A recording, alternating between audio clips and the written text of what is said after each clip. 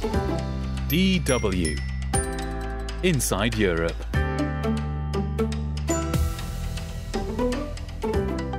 Hello and welcome. I'm Helen Seeney in Germany. Coming up, the electoral tide turns on Turkey's President Recep Tayyip Erdogan. Taking stock of NATO at 75. The purpose of NATO has rarely been clearer in the post-Cold War era. Its ability to do something about it is far less certain because it's not sure that everyone's playing on the same team and playing to win in the same way. They're not going for the same goal. The war in Gaza casts a cloud over this year's Eurovision Song Contest, and why Czechs spent Wednesday taking it easy. Those stories and more coming up on today's programme.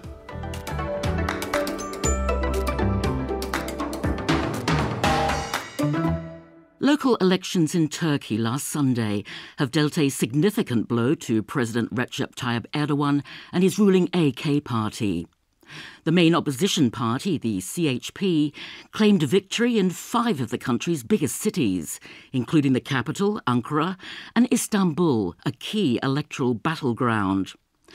These elections were seen as a crucial litmus test of Erdogan's popularity and power. Last year, he secured another 5-year term in office.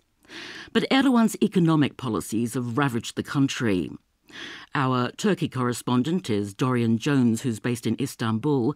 I asked Dorian if the economy had called the shots in these elections in terms of how people voted. I think it certainly was the most significant factor. I mean, Turkey is in the grip of around 70% inflation. Here in Istanbul, it's believed to be in excess of 100%. And you have also interest rates at around 50%. And that really has extracted a terrible toll on the population. I mean, hunger is seen as a genuine problem in this city. On top of that, the middle class is really struggling to make ends meet.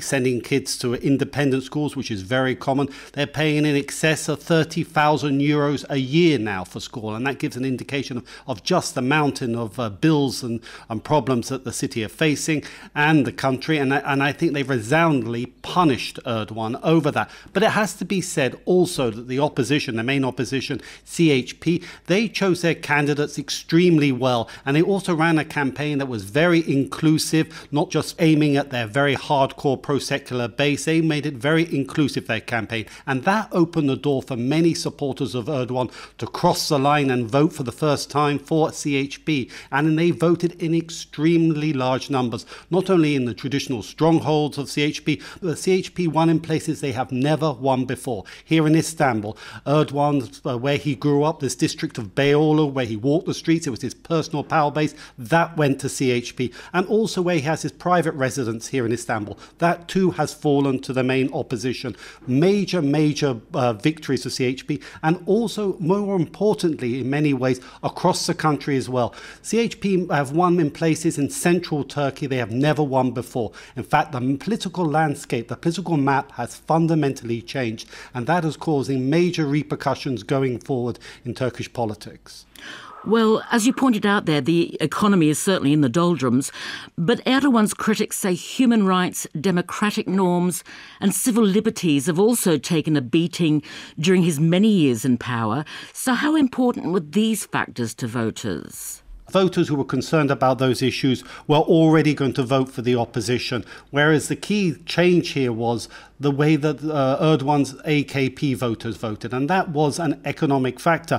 But this election wasn't carried out in a fair way at all. The main opposition's been under a lot of legal pressure. Most of the media is under Erdogan's control. Dissidents are still being prosecuted. The space for the opposition to operate in was closing, and in many ways this was seen as a last chance saloon for the opposition to score a success, and they did score a major success. So I think that this also has underlined the belief that in spite of all the difficulties, in spite of the fears of increasing authoritarianism, democracy can still work. Dorian, you're based in Istanbul, and Erdogan himself once said that whoever wins Istanbul wins Turkey. Now, the incumbent opposition mayor, Ekrem İmamoğlu, has been re-elected. That presumably increases the chances of him positioning himself as Erdogan's main challenger at the next presidential elections in 4 years' time. Well, that's right. I mean, İmamoğlu, this is now his third victory against Erdogan's AK party. He won the 5 years ago the municipal elections in Istanbul in a shock victory. He was forced to run again because Erdogan contested the vote. He won that, and now he has won for a third time. And Erdogan put his reputation on the line in this campaign. He personally led the campaign in the last couple of weeks in Istanbul. He brought 17 ministers to campaign on the streets in the last few days in the poll. He threw everything at this election. It's very personal for him. He really wanted to get Istanbul back, and he was resoundingly defeated. And now İmamoğlu is widely tipped to be the presidential candidate in the next presidential elections, and he's seen by many as a man that can defeat Erdogan because he is seen as a person that can reach beyond the normal political confines. He rises above the deep divides of Turkish politics and party politics. He reaches out to conservative voters, Turkish nationalists and Kurdish nationalists and religious voters as well, and that is seen as key in any hope from the opposition to win in presidential elections. And this success here in Istanbul has underlined his credentials as the man who can ultimately defeat Erdogan and his AK party. So how can the opposition CHP party now capitalise on these electoral gains across the country? That is now, in many ways, the major challenge for CHP, because they are now running places they have never run before, in places that traditionally do not vote for this party, especially in central Turkey. Mayors have a lot of power in Turkish politics. They have the power to appoint thousands of people, distribute large amounts of income. In many ways, they can shape the way of life where they rule and how they behave. If they can continue this inclusive politics, if they can be successful in delivering services, then in many ways that will be seen as a key springboard into the presidential and general elections in 4 years' time. So that is the major challenge facing the opposition, what they do with this newfound power in places they have never ruled before, at least in a generation. And that was DW's Dorian Jones speaking there from Istanbul.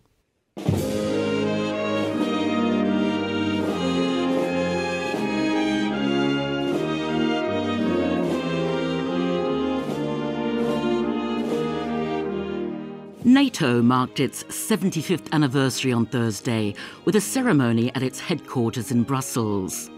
Diplomats and dignitaries honoured the alliance's history and charted its future at a critical time for European security.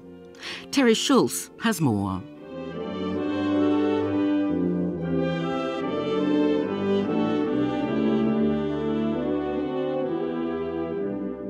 NATO's 75th birthday is more a commemoration than a celebration, as the alliance faces some of the toughest challenges since its birth in 1949. Then a cluster of just a dozen countries, now 32 allies, spanning the European continent and North America, all bound by one pledge. The single solemn promise: an attack on one ally is an attack on all. NATO Secretary General Jens Stoltenberg. Over the past 75 years, NATO's open door has helped to spread democracy and prosperity across Europe. As we celebrate NATO's achievements, we do not rest upon them. Europe now faces war on a scale we thought was resigned to history. In recent days, the Kremlin has launched new major attacks, striking Ukrainian civilians and infrastructure, and Russia continues to press along the front lines. In some of those frontline states, there's another 75th anniversary also being marked, the largest wave of deportations from the Baltics by the Soviet Union. Kadri Leek is a senior fellow with the European Council on Foreign Relations. She's also the granddaughter of a deportee from Estonia. My mother was deported on her 15th birthday on 24th of March 1949 with her mother and elder sister. Her younger brother was already taken by that time. Their property was confiscated by the Soviet Union. My father's family, then again, they had a farm on the island that was hit by a German bomb in 1941. So, perfect example of how it feels to be caught in the middle. Estonia has now been a NATO ally for 20 years. As he arrived at NATO headquarters, Foreign Minister Markus Sakne emphasized how important this has been to his country's development. I can say that without this membership and also membership of European Union, probably I couldn't stand here as a foreign minister of independent country Estonia, because Russia has shown that Russia is very aggressive. Of course, in these today's meetings, we are focusing on how can we support Ukraine in the long term. But actually, we all know what Ukraine needs, and Ukraine needs rapidly ammunition and weapons. Among NATO members, Estonia currently gives the highest percentage of its GDP to Ukraine and has proposed that every ally spend 0.25% of GDP as the best way to defeat Russia and thereby protect themselves. Foreign Minister Sakna says that would help fund a new proposal from NATO Secretary General Stoltenberg to create a 5-year plan for Ukraine assistance worth 100 billion euros. It would also bring the process of coordinating arms for Kyiv, called the Ukraine Defense Contact Group, under NATO auspices, instead of being run by the U.S. as it is now. Stoltenberg hopes to have an agreement on this by the NATO summit in Washington in July. Jamie Shea, who spent almost 40 years working for NATO and is now an analyst for the Brussels-based think tank Friends of Europe, says all allies should see aid to Ukraine as their self-interest. That if Putin subjugates Ukraine and the Russian army turns up on the border of Poland tomorrow, NATO is going to be in a much weaker, much more dangerous position with a much higher risk of a confrontation between NATO and Russia. So defending Ukraine, which is the army that has the most experience at the moment of fighting the Russians and keeping the Russians on the Ukraine-Russian border, is probably NATO's best defence policy. But Ben Tallis from the German Council on Foreign Relations says there's still a big difference among allies in how seriously they view the current threat from Russia, and he believes this could be a fatal mistake. The purpose of NATO has rarely been clearer in the post-Cold War era. Its ability to do something about it is far less certain because it's not sure that everyone's playing on the same team and playing to win in the same way. They're not going for the same goal. And that particularly applies to Germany, which in the current situation, because of the uncertainty over the US commitment going forward, is absolutely key. And what you can see now is an increasing number of countries ganging up on Germany, and rightly so, because they've got the memo, they've understood what needs to be done, that point and that purpose, and how to do it. And until Berlin gets there, though, we won't see the necessary unity in Europe to actually achieve that goal. That's what many people will be wishing for as NATO figuratively blows out its 75 candles. Terry Schultz, DW, Brussels.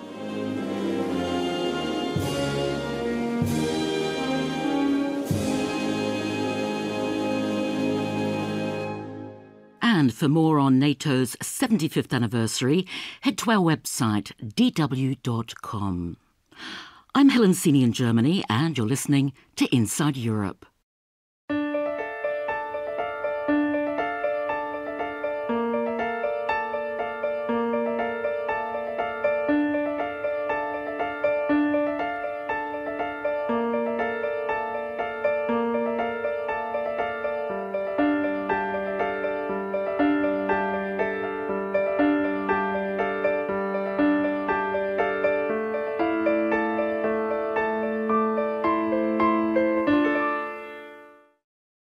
The Eurovision Song Contest got into full swing this week. The participants began a month-long tour of European cities, performing to thousands of fans ahead of May's competition in Sweden. But this year, the conflict in the Middle East is casting a cloud over the world's largest music event. Artists are speaking out about the war in Gaza, as well as Israel's inclusion in Europe's biggest party. Daniel Rosny has this report on the competition from the Spanish capital, Madrid. This is what's called a pre-party, a fan-organised concert where the majority of this year's participants and some from previous years sing live in front of thousands of adoring fans. Hello everyone, I'm Nemo and I'm representing Switzerland with my song The Code at Eurovision in Malmö this year. I definitely feel some pressure, but at the same time I'm really excited and I have a great team and everyone in the team is so joyous and fun. I feel like it takes a lot of pressure away also. You clearly love music. What's it like being in a room like this full of other artists who are doing what you're doing? Yeah. Just surreal, honestly, because I've known a few artists before and I've gotten to know a few artists over the last couple of weeks. but only online, only on the internet. And now to see everyone like come together and being real persons is insane. So I think it's something I have to get used to. It's kind of like a school trip vibe in a way. Thank you so much! Nemo is now the current favourite to win after performing in Madrid. It would be Switzerland's first victory since Celine Dion took the crown in 1988, launching her global career. With 160 million watching in living rooms around the world, the Eurovision stage is still a massive international platform, and it's perhaps for that reason some of this year's artists felt the need to sign and publish a statement rejecting calls for them to withdraw over Israel's inclusion. Artists from the UK, Ireland, Lithuania, Switzerland, Portugal, Norway, San Marino, Denmark and Finland posted on social media their wish for peace, an immediate and lasting ceasefire, and the safe return of all hostages. Hi everyone, my name is Yolanda and I'm representing Portugal at Eurovision. Every artist, especially I think we have a platform, right? So for me it's important to use my own voice and to use it to speak about what I believe. And I do believe we need a ceasefire right now, and it's very important to talk about this, obviously in a respectful way. Do you think that there is a risk it could overshadow the competition in May?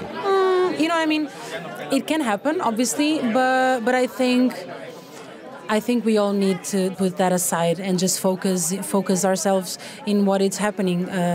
This is a party. This is a celebration. If I win, I win, and I would wear it with a lot of pride for my country and for the music itself. But I think we should speak about the causes that are happening right now. Well, the best of luck for the competition. Thank you so much. Thank you. The letter the 9 artists signed said they firmly believe in the unifying power of music, enabling people to transcend differences and foster meaningful conversations and connections. As a member of the European Broadcasting Union, which organises the Song Contest, Israel is eligible to compete. Critics argue it shouldn't be allowed while its ground offensive in Gaza continues, citing Russia as an example, which was banned when it invaded Ukraine. Officials in 2022 made that decision following international sanctions and are concerned some broadcasters may pull out, which could bring the competition into disrepute. But ever since the war in Gaza intensified last year, the EBU insists Eurovision is for broadcasters and not governments. Israel's song, though, was scrutinised and has been through lyrical changes to be able to pass the EBU's test after its apparent references to the October 7th attacks in its original entry were said to have broken the contest rules, which state songs can't be political. Its participant was not in Madrid, but Eden Galan will be in Malmö in Sweden next month, which has a large Muslim population, up to a third by some estimates, with many protests planned outside the arena, where 37 artists, including Denmark's Saba, will be performing. I'm just an artist, so I don't want to go into a lot of political things because I don't know enough to do that. But I have this opportunity. I'm here, and a lot of people watch what I'm saying and doing right now. I think I felt a lot of pressure from the outside. Like in Denmark, we are very focused on and I get that, but we are very focused on the conflict. I was just unsure how to express myself. I'm the first Black queer artist representing Denmark. And that's huge. I can feel that when I walk around in Denmark, and I get a lot of messages, texts from a lot from the Black community, children and parents who, say thank you for doing this because it means a lot. And I feel like I needed that when I was a child. The last time Eurovision was in Malmö, Denmark then won. Is that going to happen this time? We'll see. We'll see. I'm a little bit overwhelmed right now, but I'm also happy, and I try to enjoy it all. It's really nice. With further pre-party dates coming up in Barcelona, London, Amsterdam, Stockholm and Copenhagen, seminars are also planned exploring what one of the largest cultural events in the world can do for the economy of a host city. But they're mainly to give fans a taste of what will be on the Eurovision stage once it lands in Malmö. And after the first pre-party event in Madrid, the ones to watch are Switzerland's Nemo, Croatia's Baby Lasagna and Italy's Angelina Mango. Daniel Rosny, DW, Madrid. And good news, we're staying in sparkly spandex mode for our weekly brain teaser.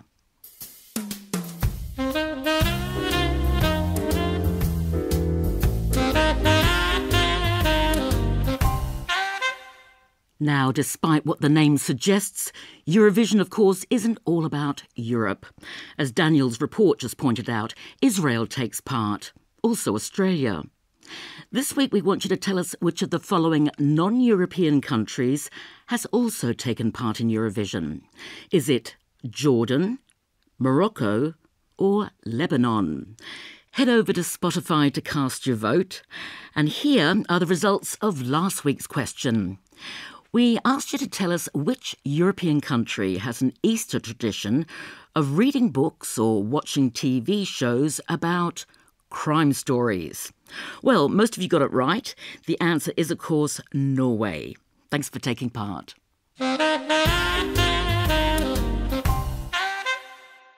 How often do you stop and think, why am I in such a rush?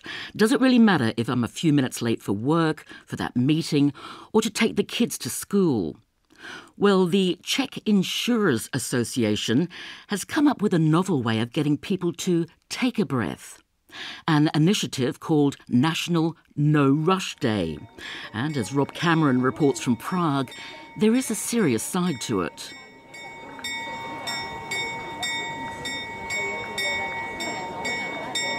Prague's famous astronomical clock, the Orloj, is one of the city's best-known landmarks. As the clock strikes the top of each hour, the apostles begin their famous procession, the 12 saints appearing one by one at the windows of the old town hall, a mechanical wonder dating back 6 centuries.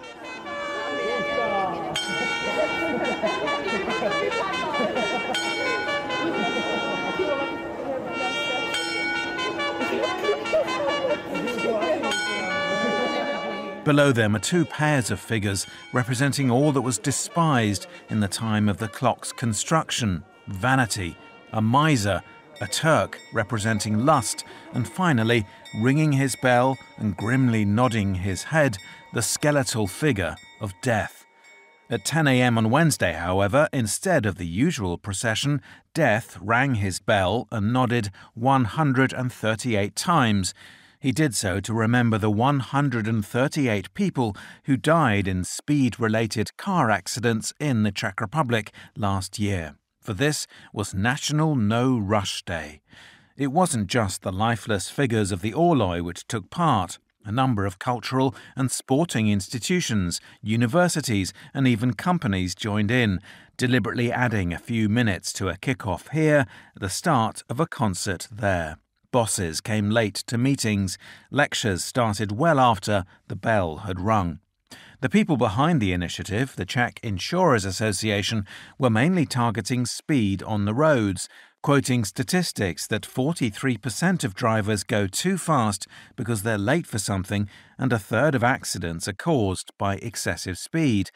But they say it's not just the roads. The constant haste of modern life is detrimental to our health and happiness in so many ways. So for just a few moments, we should stop and take a breath, say the insurers, who have to deal with us running around. After all, would it really make that much of a difference if we arrive a few minutes late?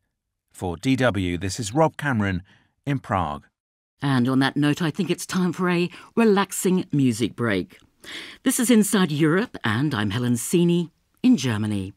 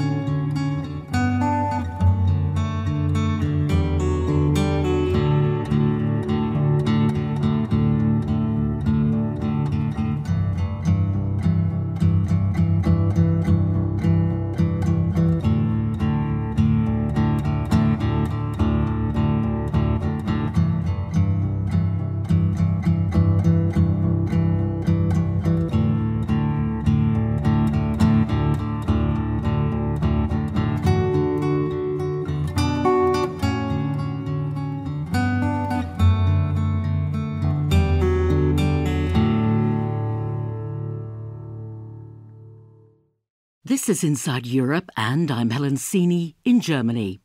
Coming up in the next half hour... Farmers out in force in Brussels. Tens of thousands of farmers across Europe have vented their anger over the problems. Tractors driven through city streets and blocking highways, piles of manure dumped in front of government offices, tyres and rubbish bins set ablaze. And in response, roadblocks and water cannon deployed to contain the chaos. For months, farmers across the EU have been venting their anger at what they see as a combination of crippling factors: excessive red tape, rising prices, unfair trading practices and tighter regulations to protect the environment. Their profits are falling and many are struggling with debt. There have been some concessions from the EU and national authorities. For example, a loosening of controls on farms and a weakening of pesticide and environmental rules. But even if there are further compromises, they may not quell the protests. That's because there's another part of this story which you may not have heard about. In the next half hour, Kathleen Schuster takes a deep dive into the world of farming and mental health. We received some signals both from other European countries as well as the United States that something is happening with farmers. 23.4% of farmers were considered at risk for suicide. 27% burnout rate. 49% indicate their job gives them mental distress. The main stressor that we have identified. First one was agricultural politics, administration and regulation, government policies designed to reduce climate change. Those are the voices of three researchers who've been asking themselves why mental health among European farmers appears to be getting worse. Hi, I'm Louise McHugh. My name is Lise Messely. My name is Maria Rood. I'm a professor of psychology in University College Dublin. I'm a senior researcher at the Social Sciences Unit of ILVO. We looked at a nationwide survey of the issue around mental health and acceptability of interventions for the farming community in Ireland. Then I decided to make the first study in Germany and Austria about burnout, anxiety and depression in farmers.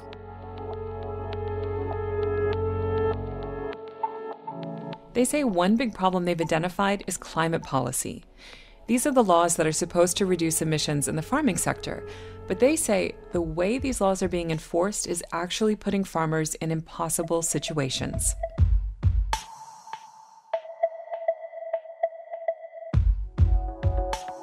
We're going to hear from German farmers about their experiences with climate policy and mental health, and we'll also hear more from those researchers a bit later on about what else they found out about European farmers. The first stop is an organic farm just south of our studio in Bonn. It's run by a man named Sebastian Luma, and when I asked him how climate policy is affecting him, he told me to hop in the car because he wanted to show me a 200-ton pile of manure. You'll understand why in a minute. It's a farm car, it's always dirty.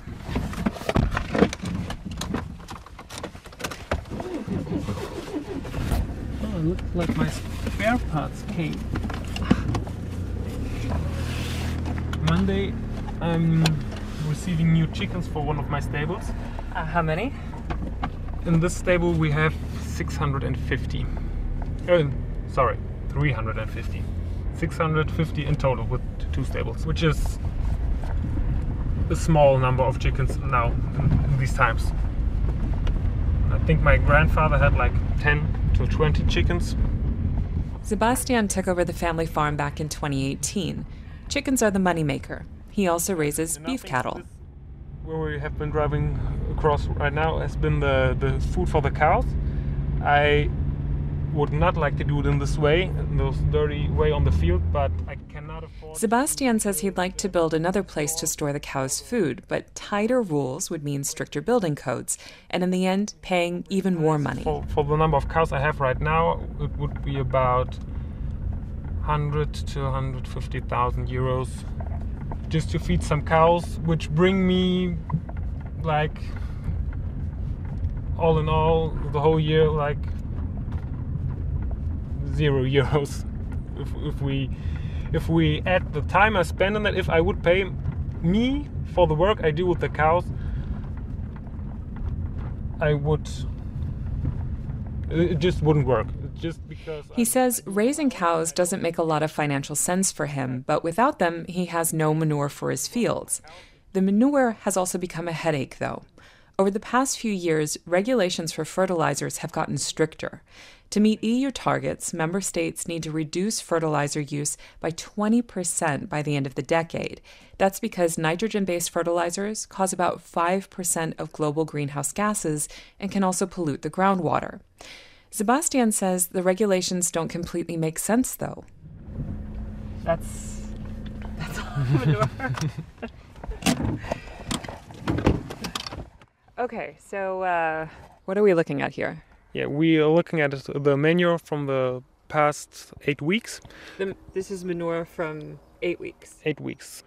It's about 150 to 200 tons. The problem is not the manure itself.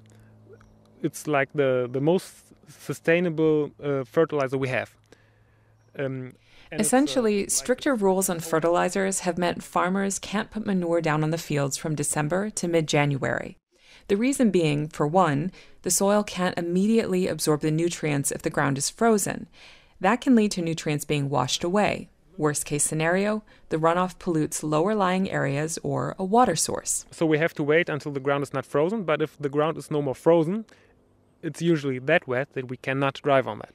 Sebastian says this is a problem. For one, driving over frozen ground is better because it prevents compressing the soil too much and damaging it and its ecosystem. Another problem is this rule shortens the window of time to fertilize even more than shifting weather patterns already have, and that can mean lower crop yields. Is there any other way to do this that satisfies both groups? I think take down those regulations. Take down the regulations is what you'll hear from a lot of farmers here in Europe. That's not to say Sebastian is against climate policy. He isn't. He's on the front lines of climate change just like all the other farmers.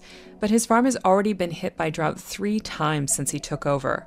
And he says the seasons have become so unpredictable that he can't plan the way his father and grandfather used to. He says his grandfather was able to buy a tractor from 1 good harvest. Nowadays, Sebastian could have 10 good harvests, and that still wouldn't bring in enough money for a new tractor, not even taking into account the beef and eggs he sells.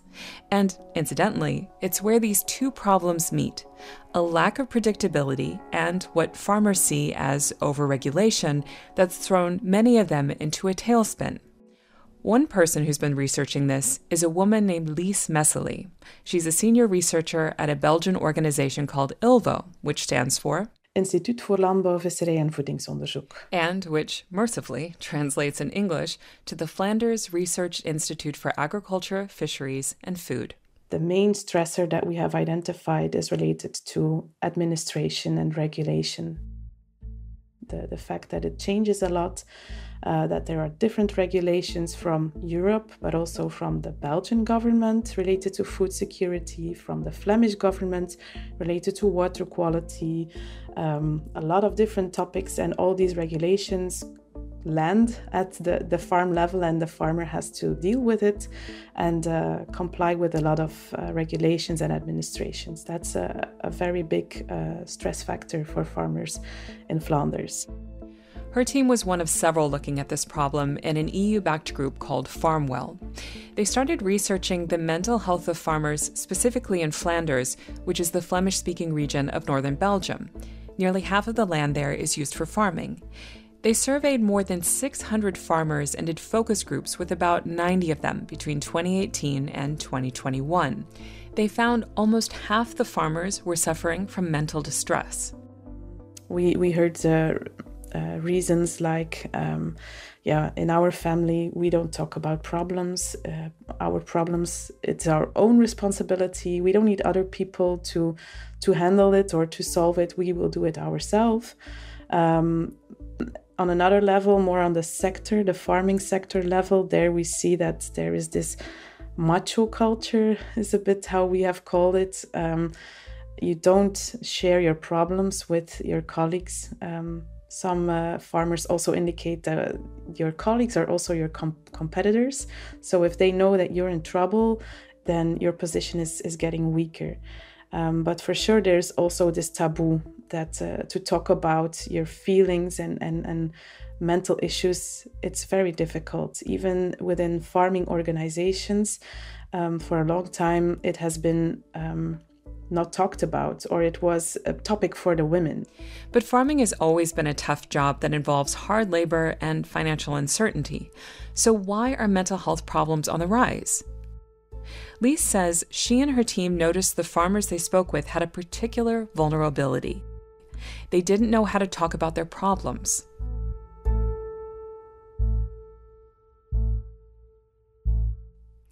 Interestingly, another woman named Maria Roth, who was also researching this topic over in Austria around the same time, can attest to this.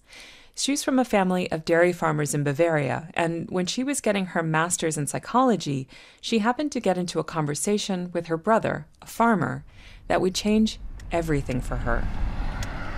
I was in the car with my brother and we were just chatting, and then he told me that he read in a farming newspaper about the very high suicide rates in farmers, and he asked me if I could explain him why these rates are so high, because I'm a psychologist. And I was like, I don't know, I never heard of that. And he was a bit, I don't know, he just wondered, how can it be that you've been studying psychology for 5 years and never heard of this? And I also wondered. It turns out one of the reasons she'd never really heard about this was because there didn't appear to be any literature on farms and mental health or suicide rates published in Germany or Austria, only literature from other countries. So she decided to make it the topic of her master's thesis. She wanted to find out how common burnout, anxiety, and depression were among these farmers. In the beginning, I was very,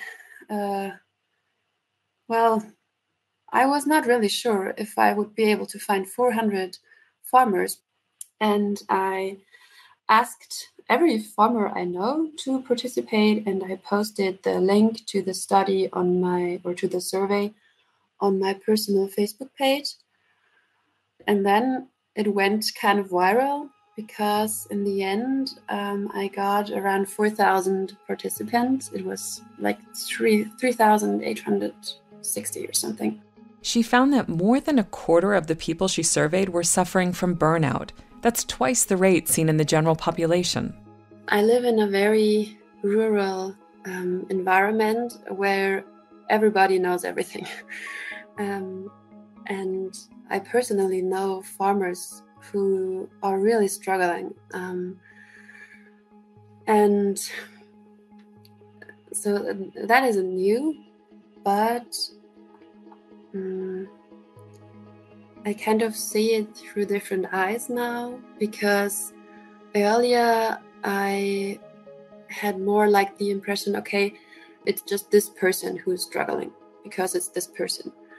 And now I think, okay, it's this person who's struggling, but maybe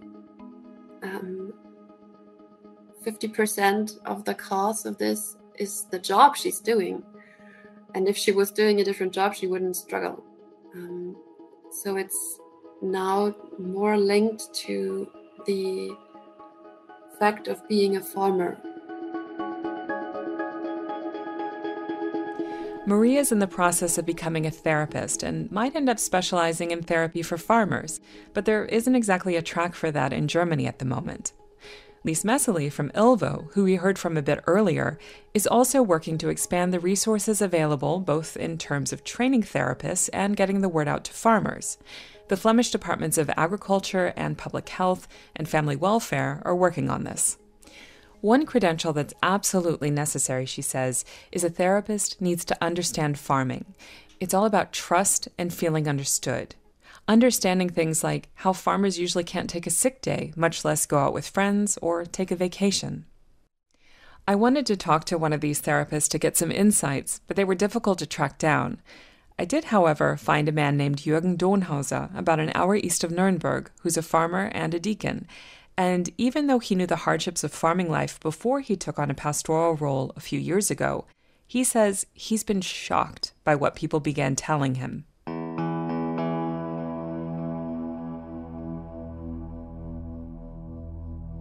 Das fängt an mit Jürgen, wenn ich nicht abends eine halbe Flasche Jägermeister trinke. I hear things like, Jürgen, if I don't drink half a bottle of Jägermeister in the evening, then I can't go to bed because I can't shut off my brain.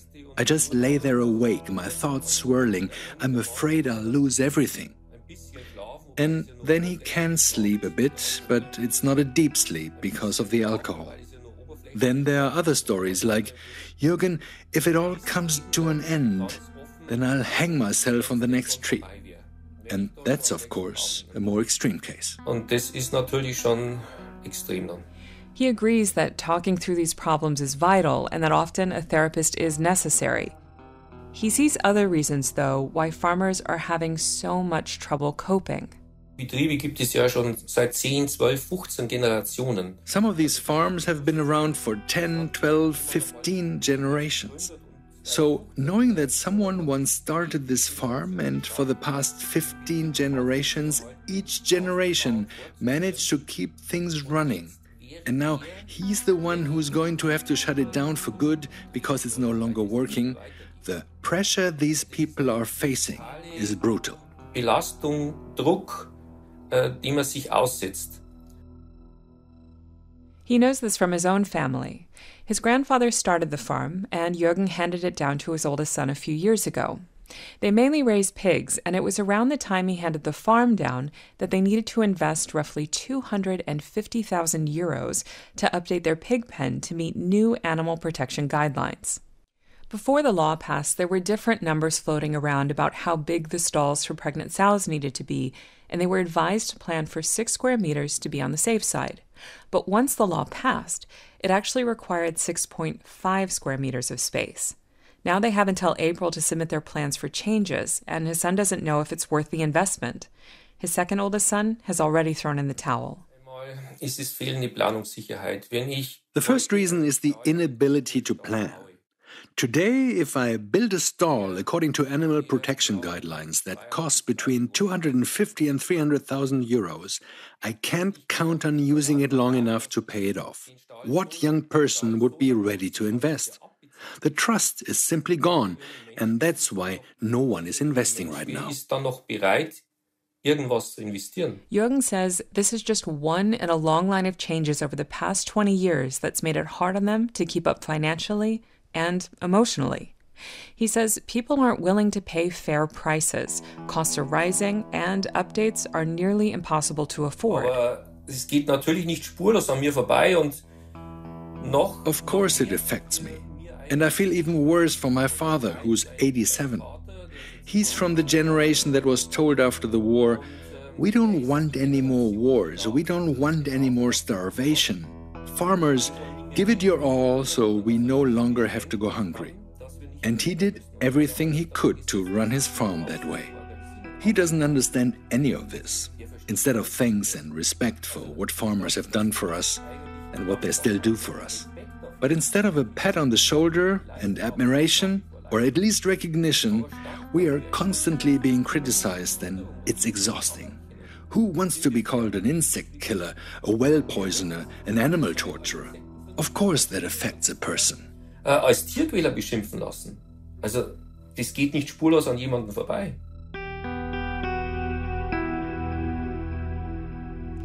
That last point Jürgen Donhauser made about feeling like farmers are portrayed as killing nature is one that echoes throughout the studies carried out by Lise Messely and Maria Roth.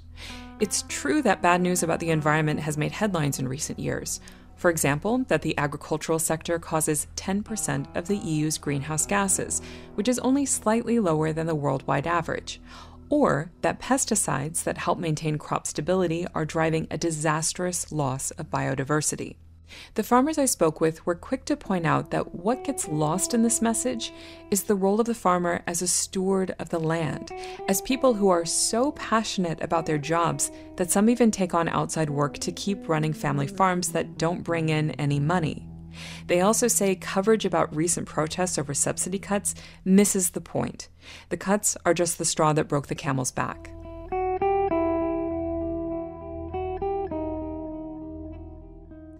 Professor Louise McHugh teaches psychology at University College of Dublin and co-led a nationwide survey of over 250 Irish farmers and also carried out focus groups with funding from the National Organization for Suicide Prevention. She said the negative coverage is also being felt by Irish farmers. When we interviewed the farmers individually and tried to drill into this further, what was coming out is that they feel that they have been scapegoated in terms of being a headline as if they are causing the climate crisis disproportionately beyond what their role is, and that they're all very interested, or that they're certainly interested in engaging in innovative practices around climate change, but that if the policies that are being introduced don't include their voice and aren't realistic or sensible in terms of practicalities on the ground, that just isn't workable. She says they're now receiving funding from Ireland's Department of Agriculture to find a scalable response. So I think, definitely there is an increasing acknowledgement among policymakers that the farming community have been particularly squeezed on this issue around climate change in a way that, we need to manage that. As it is a time when all of us are going to need to change our practices around climate change. But the farming community might be one of the first groups to have really bumped against this. And so we need to mind them. And we need to be considered, and we need to consider mental health in all the changes that all of us are going to have to face in the coming years around a very changing world. One place they've already started, and incidentally, the way she got involved in this research, is by offering modules on mental health to students studying agricultural science. She says the idea came from the students who saw what their families were going through on the farm. Beyond mental health support, there also seems to be a need for civil discourse about these problems. Here in Germany, a young woman named Franziska Aumer, who knows Jürgen Dornhauser from her time with the Bavarian Farmers Association, started an information campaign for farmers along with two other young women. They call themselves Ackerschwestern, which translates roughly to farm sisters. They started their website back during the last German elections in 2021. She says they wanted to counter the influence from politicians with extreme views who were trying to profit off the farmers' desperation. The three young women just want to get fact-based information to farmers and encourage dialogue. It's been a tough road, though. Since their founding, each of them has known a farmer who's taken his own life. Bei mir war es ein junger Kerl, der war 25 Jahre.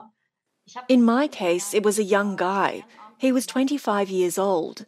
I met him through the volunteer work in the agriculture sector, and he was really active. He was full of life. He fought for his farm for years, and in the end he couldn't cope when it turned out it was all in vain, because he was Dutch and they stripped him of his permit. And he made his decision the same day he got the news. Diese Nachricht bekommen hat, hat auch seinen Entschluss gefasst. Franziska says her friend, who was Dutch, had lost his farm like many other farmers in the Netherlands in the wake of stricter regulations on nitrogen emissions. The Dutch government is currently buying out farms to the tune of 1.5 billion euros. Roughly 3,000 farmers are expected to be eligible for these buyouts. Unfortunately, like with other cases of suicide, in the end, it's not always possible to know the exact reason behind the death. And in this case, I only have Franziska's account of the story. But what's been striking about the research conducted by Lise Messely, Maria Roth, and Louise McHugh is how high the stress levels are among farmers right now. In Ireland, Louise McHugh said over 20% of the farmers they surveyed had suicidal thoughts over the past 2 weeks. They also found that nearly 40% of farmers were experiencing moderate to extremely severe stress, which is associated with a higher risk of suicide.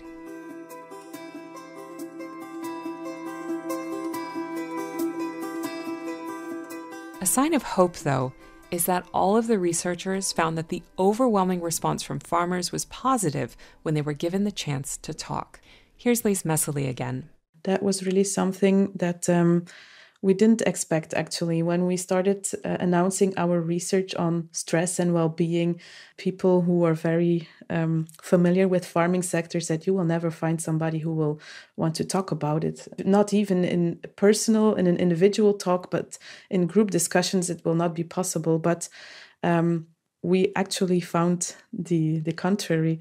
Even in groups that were only male, some quite personal stuff was shared. There was a farmer who had just lost his father, and he was still struggling how to cope with it and also how to continue with the farm.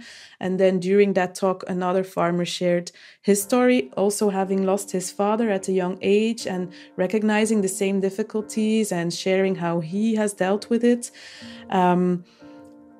And there was room for emotions and for very sensitive topics as well. And we finished every focus group discussion with a last tour of the table, asking, what did you think about it? What do you take home? And a lot of times we heard, it was so good to be able to talk about this, to share with my colleagues what is going on and to realize I'm not alone. I'm not alone.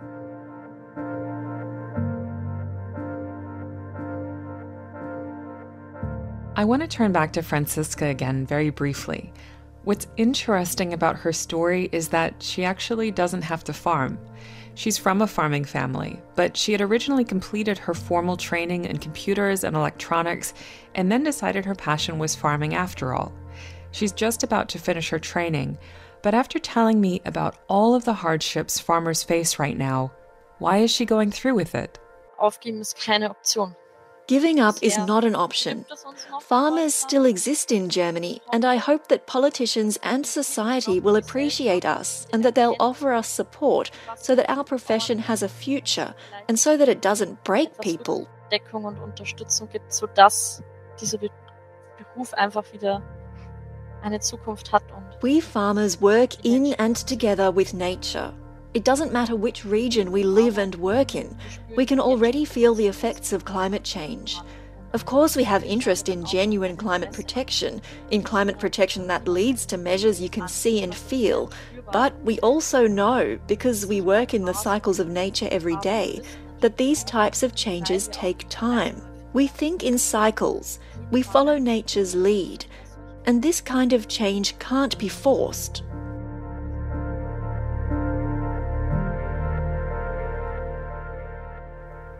And that deep dive into the world of farming and mental health was by Kathleen Schuster. It originally aired on DW's Living Planet podcast, which can provide you with your weekly dose of environmental stories from all over the world. And while we're talking DW podcasts, here's another one to check out. Don't drink the milk. Don't drink the milk. Don't drink the milk. No, this isn't a podcast about milk. If you like historical intrigue, a bit of culture, and a sprinkling of controversy, this one's for you. I'm Rachel Stewart, and I'm travelling around Europe, following the hidden history of everyday things as they're exported through time and around the world, by force, by chance, or by choice. No need to pack your bags. Just subscribe to Don't Drink the Milk wherever you listen to podcasts. And a reminder that Inside Europe is also available each week on all the usual podcast platforms. That's it for today, but don't forget we're always keen to hear your feedback. If you have any comments or queries, just drop us a line at insideeurope@dw.com. This week's show was produced with help from sound engineer Gert Georgi, and I'm Helen Seeney. Thanks for joining me. We'll be back at the same time next week. Inside Europe comes to you from DW in Bonn, Germany.